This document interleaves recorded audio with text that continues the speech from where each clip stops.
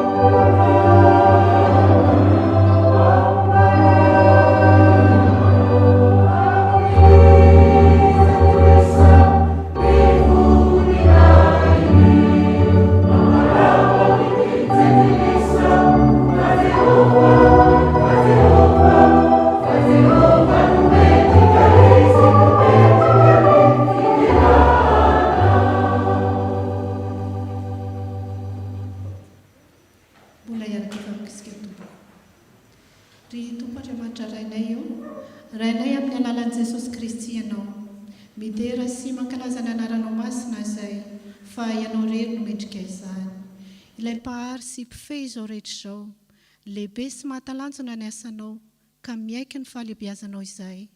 Atolotra ianao ny dera sy ny aja ry mpanjaka ny mpanjaka. Misaotra anao raha eo mbola natratra izao andro izao izay ka afaka miomby-bavaka eto izay tafavory eto sy ny any an-tokantrano ihany koa ka mba hiona aminao indray ary amin'ny voninahitra ny anaranao. Mangataka ny fanatrehanao sy ny fitahianao izay Tompo. Ampangino ny orakorako ny fonay mba hiona aminao marina tokoa izahay ary hoanitra kasitrahanao izao fanompoam-pivavahana izao. ahijino eto ny fanahinao mba hanazava sy hitaritalina anay. Amin'ny anaran'i Jesosy Kristy Tompo-Mpanjakanay no angatana izany vavaka izany. Amen. Afaka mipetraka ny fiangonana.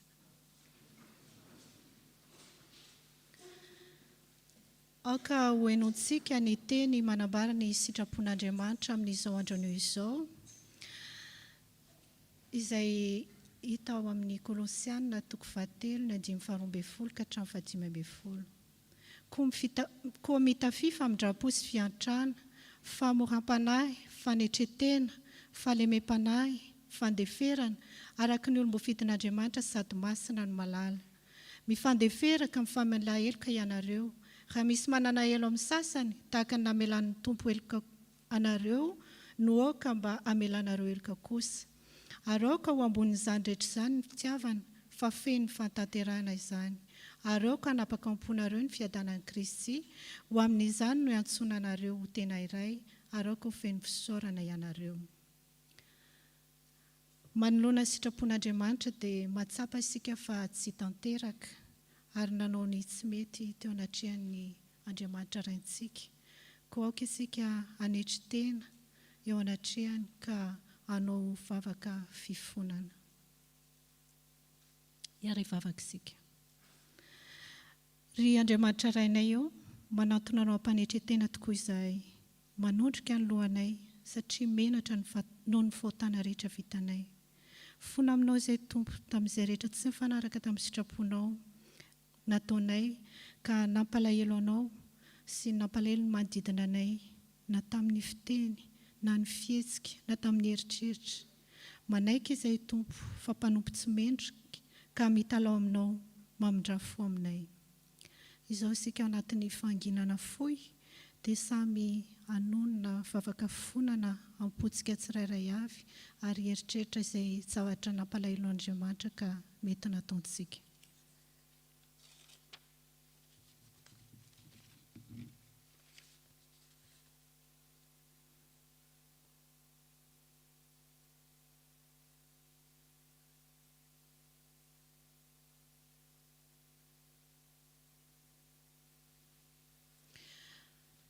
Ry Andriamanitra rainay, mamela heloka ary ampitoero aminay isan'andro fanamasinao, mba hampatsiaro anay mandrakariva ny teninao, ho fanohitra entinay miady amin'ny fakapana ny Satana isan'andro. Amin'ny anaran'i Jesosy Kristy mpamonjy anay no anaovanay izany vavaka izany. Amen. Miaraka amin'ny fiangonana, rindrainay be famindram-po, mitalao aminao izay mamela ny helokay, diovy izay ho afa-paotana, sasao izay ho afa-keko, ary avozo ny fanahinay, bovom-pakoronao. Ny fitiavan'i Jesu Kristy mpamonjy anay, nongatany aminao. Amen.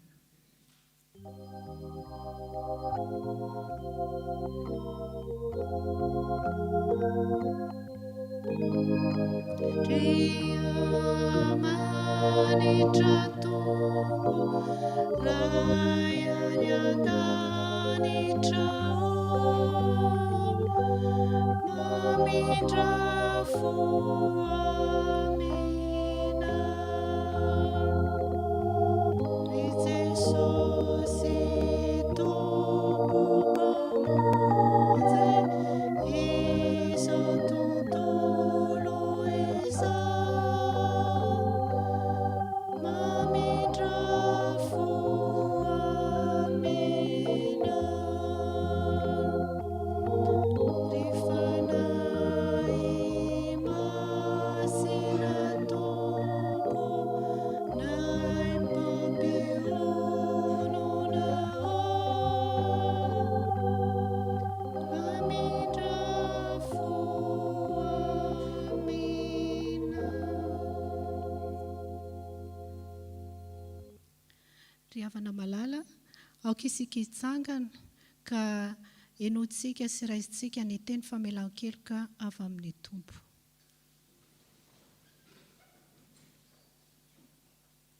Fa fantatrareo fa tsy zavatra mety ho simba tahaka ny volafotsy sy ny volamena no nanaovana anareo tamin'ny fitondran-tena adala, izay azonareo tamin'ny nentin-drazana, fa ny rahasoan'i Jesosy Kristy toy ny rano zanak'ondry tsy misy kilema ary tsy misy pentimpentina, dia hoy Jesosy, izao koa dia tsy manameloka anao, mandehana ary amin'izao sisa izao dia aza manota intsony. Voavela ny eloka ireo no ny anara-masina midy rano tompo.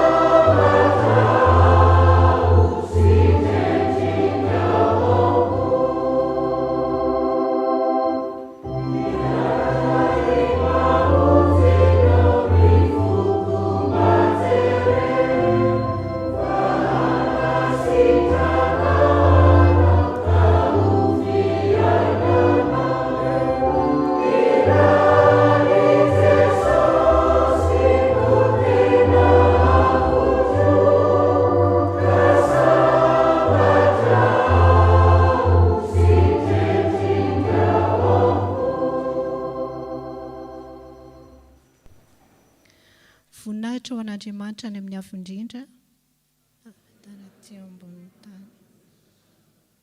Afaka mipetraka isika tompoko.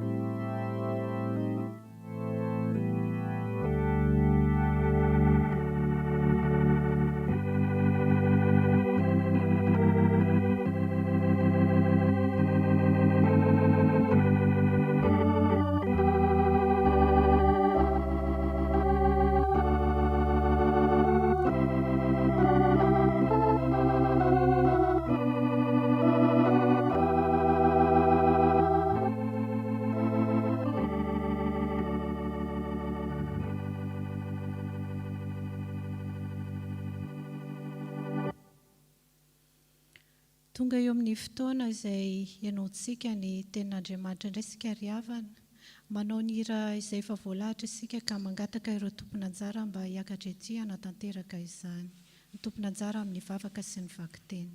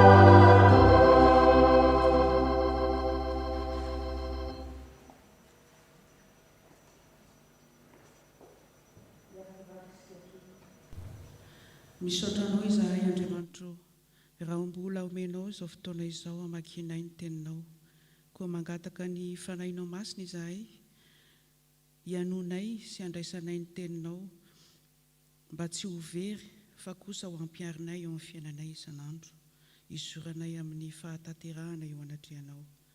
Amin'ny anaran'i Jesosy Kristy Tompo izay Tompo sy mpamonjy anay no anaovanay izany vavaka izany. Amen.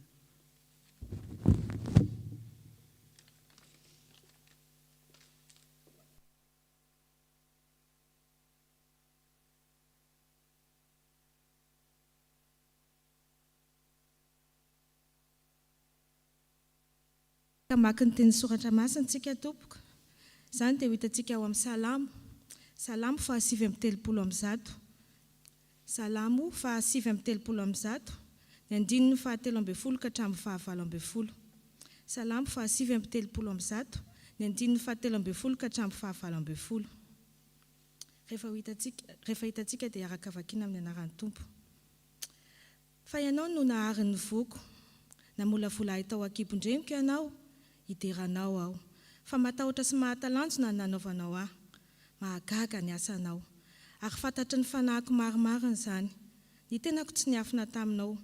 Fonina tao amin'ny afinao, ka noforoanao isy endrika tany, ambanin'ny tany. Ny masonao efa nahita hafa, na dia fony tsy mbola arifady aza ao.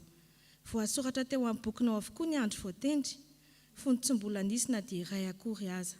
Endre, zava-tsy ho amiko indrindra ny hevitrao Andriamanitra, akory ny amaroany isany.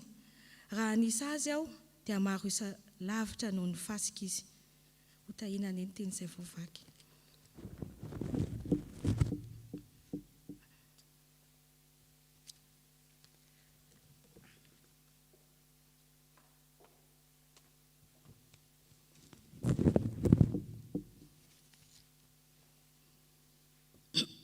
Hotohizantsika amin'ny famakian-teny. Izany dia hitantsika eo amin'ny Efesiana 2:4 andininy 4 ka hatramin'ny 10. Efesiana 2:4 andininy 4 ka hatramin'ny 10. Rehefa hitantsika izany dia hovakintsika amin'ny anaran'ny Tompo. Fa Andriamanitra izay manan-karena amin'ny famindrapo noho ny halehibehan'ny fitiavany izay nitiavany antsika. Na dia fomba mbola maty mifandrosoana ary isika dia nahavelona antsika niaraka tamin'i Jesosy, niaraka tamin'i Kristy. Fahasoavana no namonjena anareo. Ary niara-natsangana isika ary niara-napetrana any an-danitra ao amin'ny Kristy Jesosy. Mba aseho any amin'ny andro ho avy ny habehan'ny haren'ny fahasoavany amin'ny fahamoram-panahiny amintsika ao amin'ny Jesosy Kristy, ao amin'ny Kristy Jesosy. Fa fahasoavana no namonjena anareo amin'ny finoana. Ary tsy avy aminareo izany, fa fanomezana avy amin'Andriamanitra. Tsy avy amin'ny asa, fandro hisy reare, fa asa ny isika, voaforona ao amin'ny Kristy Jesosy, mba hanao ny asa tsara, izay namboarana amin'Andriamanitra rahateo, mba andehanantsika eo aminy. Amen.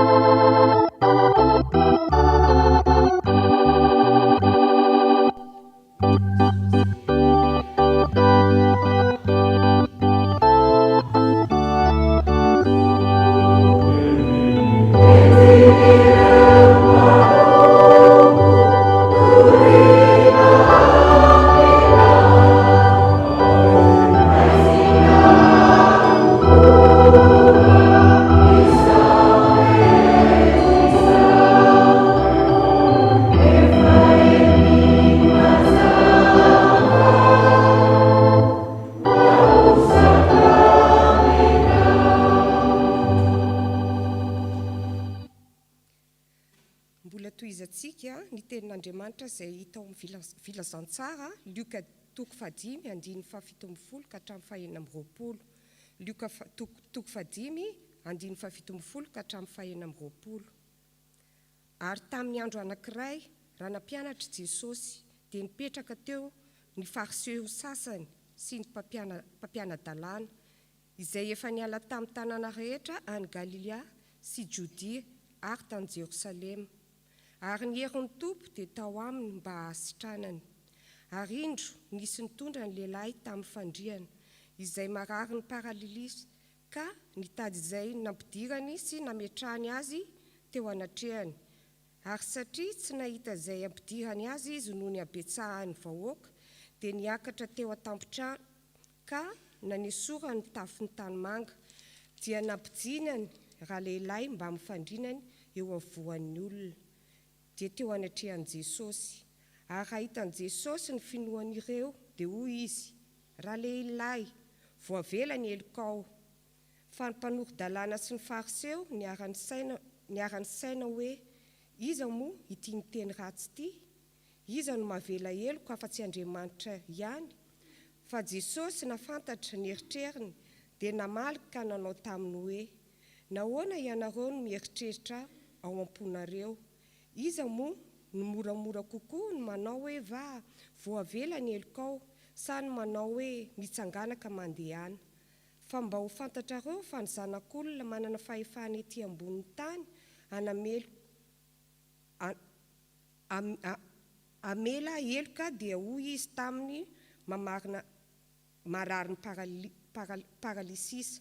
Izao milaza aminao hoe mitsangana, tia bedao ny fandrinanao ary modia any an-tanànanao.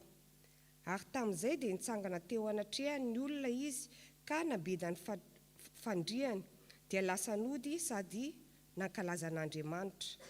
Ary talanjona avokoa ny olona rehetra dia nankalaza n'Andriamanitra sady rakitahotra, indrindra ka nanao hoe efa nahita zavatra nahagaga isika androany. Amen.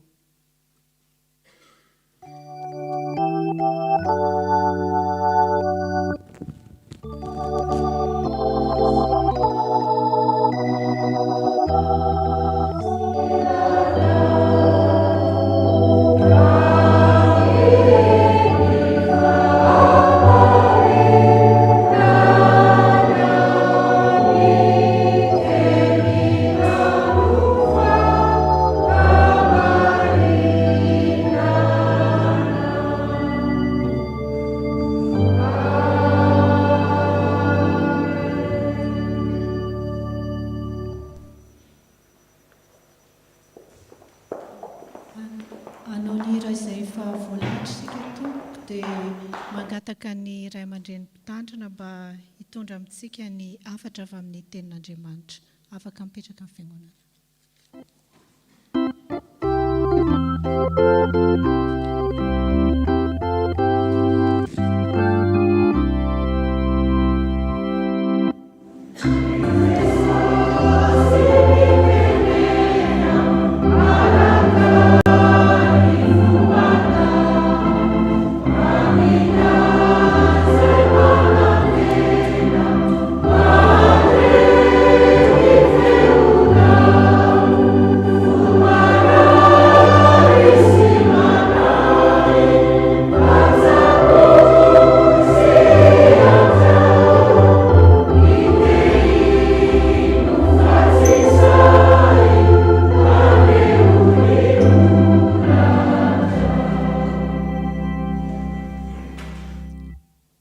Mivavaka isika riavana. Ry Andriamanitra pahary, ny teninao no naharianao izao tontolo izao. Ny teninao no manadio anay ho afaka amin'ny eritreritra maty rehetra, ary ny teninao manafaka sy manasitrana anay mba ahazoanay mandre ny teninao ary manatanteraka ny baikonao. Ankehitriny mangataka aminao zay anamasina anay amin'ny alalan'ny teninao, ilay teny fahamarinana, mba hahatonga anay vavolombelon'ny fahamarinanao kosa eo amin'ny fiainanay. Dia mitenena Tompo fa miaino ny mpanomponao. Amen. Tsara sady mpanao ny tsara ilay pahary, ka mendrika hoderaina lalandava.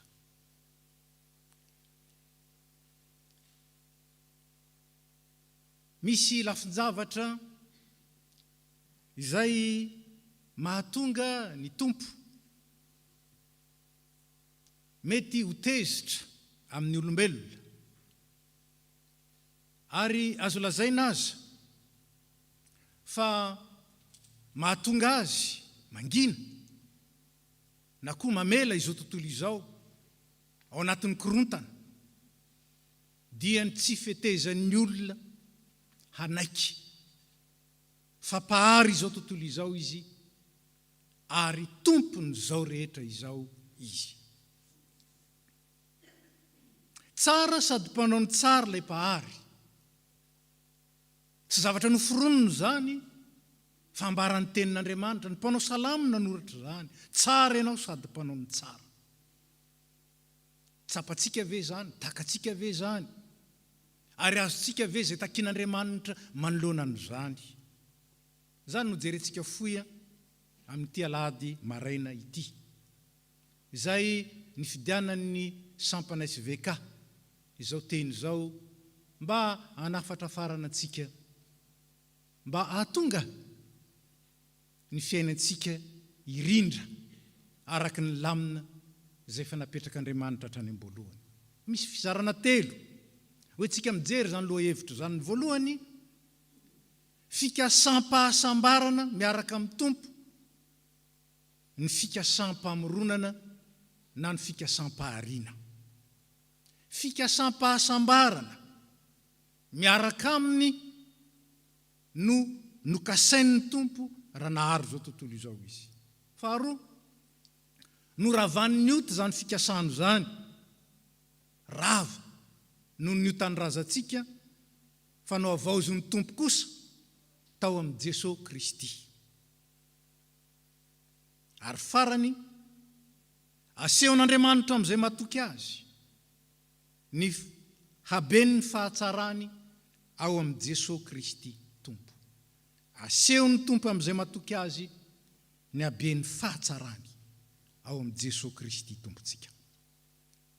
Voalohany, fikasam-pahasambarana miaraka amin'ny Tompo, ny fikasam-pahariana. Raha nahary zao tontolo izao Andriamanitra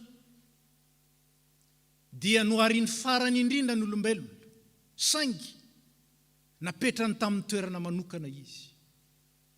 Ny fofinaina mahavelona mba ny fofinain'Andriamanitra mihitsy no iainany. Ary nataony tahaka ny endriny mba hanahaka an'Andriamanitra eo amin'ny toetrany sy ny asany ary ny fisainany.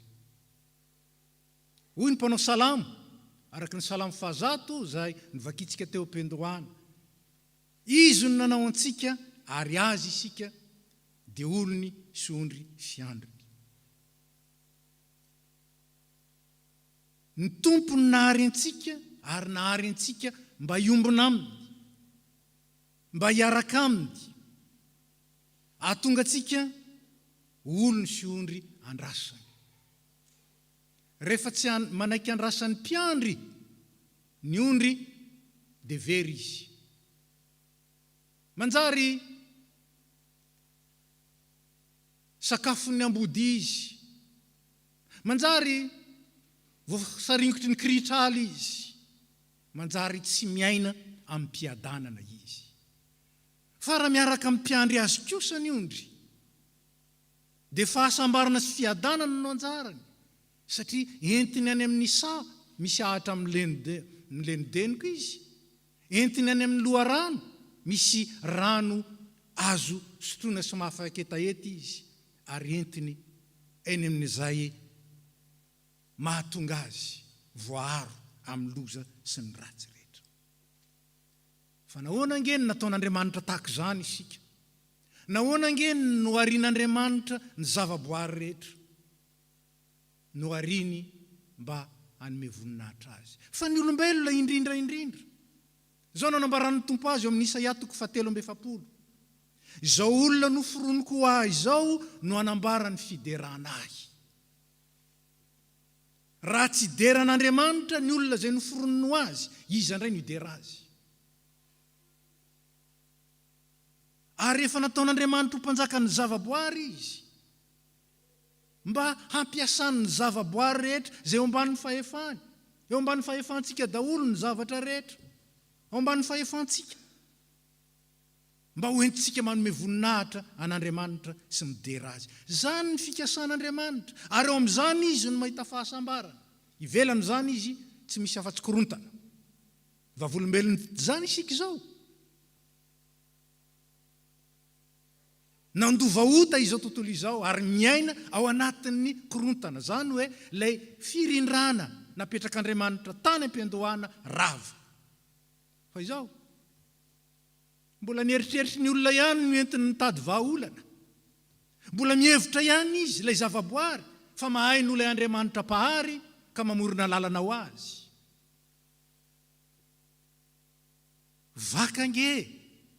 Vakange ny manan-tsaina rehetra eran-tany e. Fa laloviny Covid-19, laloviny.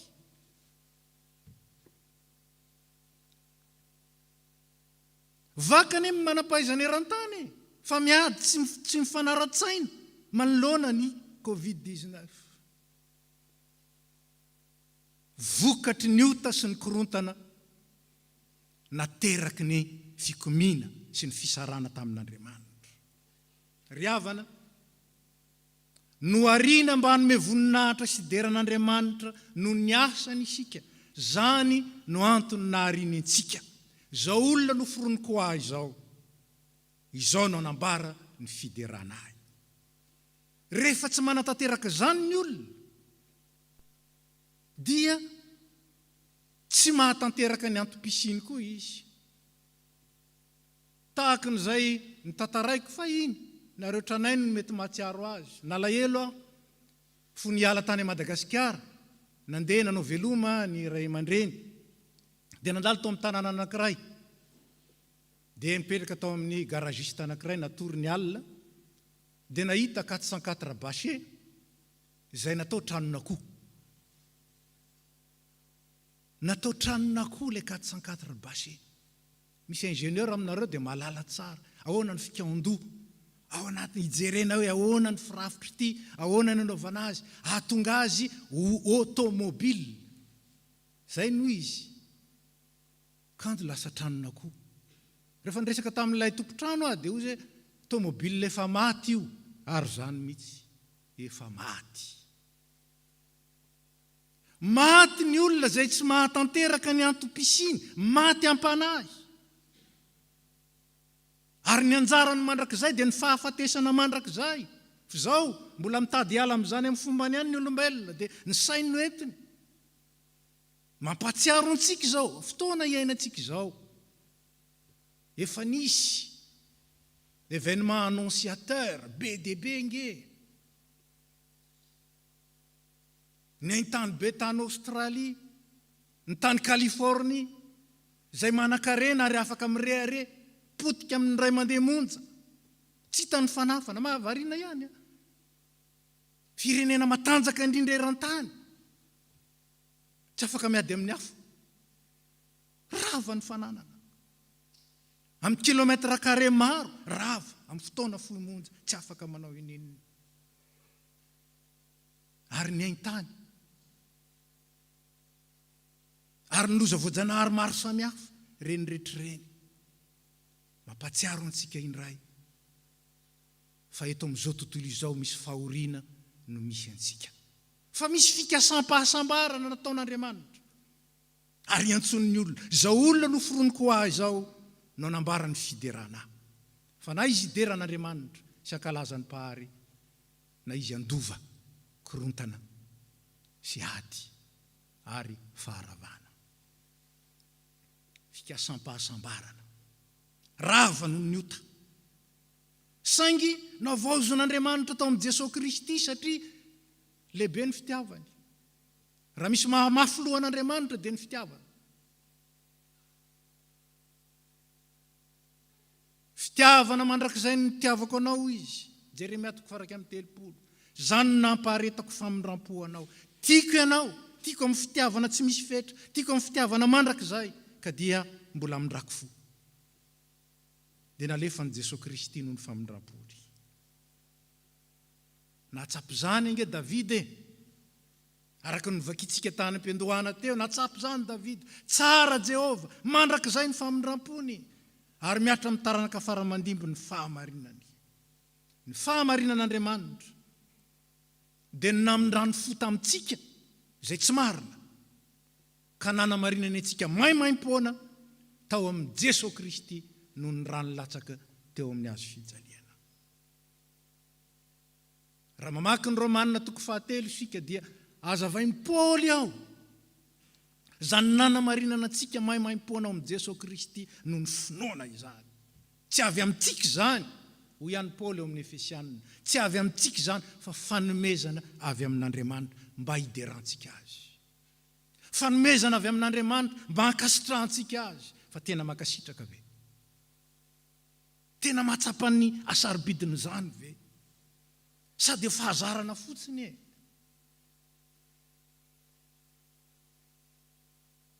Vao niresaka tamin'ny tanora, atao trano niresaka androany koa ny hoe te hijery an'ilay sary mihetsika la passion du Christ ahoana zao ny torohevitra nomeko andrareo hoe mivonona ny fo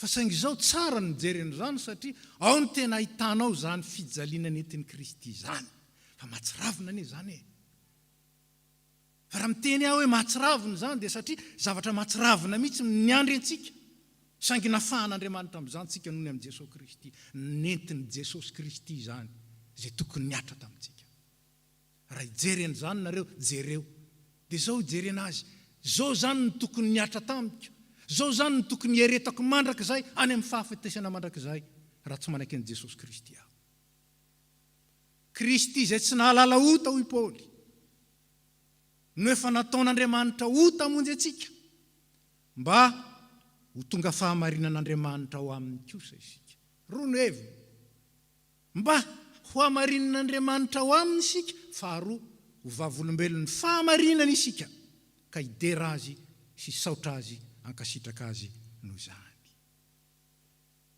dia mahafinaritra no resahany Paoly eto amin'ity Efesianina toko faharoa ity ny fidinareo SVK ho vaky teny androany fa Andriamanitra zay manan-karena amin'ny famindram-po no ny alehibe ny fitiavany zay nitiavany antsika tatsika fa le Jeremia ihany no averin'ny Paoly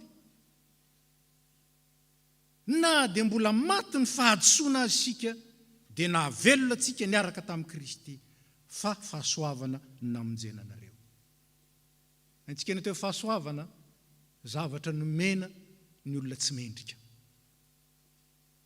zavatra nomena ny olona tsy mendrika azo zany akory zany ny atao hoe fahasoavana ka fony mbola maty ny fahadisoana isika zany hoe fahafatesana no anjarantsika ny velomin'Andriamanitra tao amin'i Jesosy Kristy no ny fahasoavany raha mahatsapy zany isika tsy rehetra ve ny ao am-potsika ao misaotra anao tompo misaotra tsy saotra an'izany tsy voavidim-bola mankarena zany vo ndraisiko ny exemple ny Californie tsy voaro ny million be nananany $1 million nanany ny faharavan'ny tontolo ny ainany satria nysombany izy ihany nanimba nge nandorany tsy lany ny anarantsika tamin'ny 29 androany zany be famindram-polay Andriamanitra ka dia nao vaozony tao amin'i Jesosy Kristy ilay fikasam-pahasambarana zay fa nomaniny tany am-paharina nefa nilevontsika noho ny ota dia hoy ny tompo rehefa milaza zany izy ary raiso ho toy ny fiantsina defi ataon'Andriamanitra manoloana ny fitiavany noho ny anarako dia hononiko ny fahatezerako ary mba hiderana dia manindry fo aminao aho azontsika antsaina moa zany ilay Andriamanitra tompon'ny fahamarinana tompon'ny fahamasina tokony fahalehibiazana zany miaritra ary ao anatin'ny fahatezerany ampiononiny efa mba tezitra ihany sika nanahoantsika rehefa tezitra nefa mahatezitra atsika raha zavatra tahakan'iny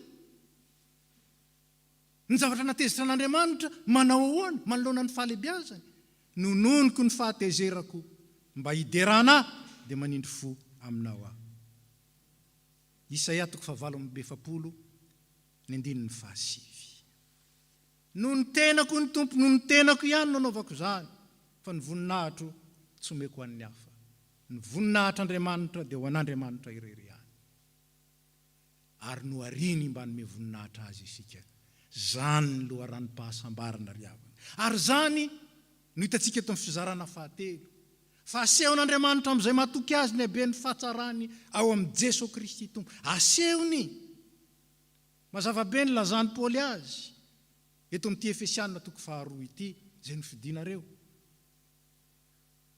SVK vakitsika ny 9 sy 7 amin'ny Efesianina io Ary niarana tsangana isika ka niarana petrany any an-danitra amin'ny Kristy Jesosy mba asehony amin'ny andro avy ny aben'ny ren'ny fahasoavany amin'ny famoram-panany amintsika ao amin'ny Kristy Jesosy. Misy zavatra rososona ngeza be avotran'io maneho ny fahatsaràn'Andriamanitra sy ny fikasana ho antsika. Voalohany,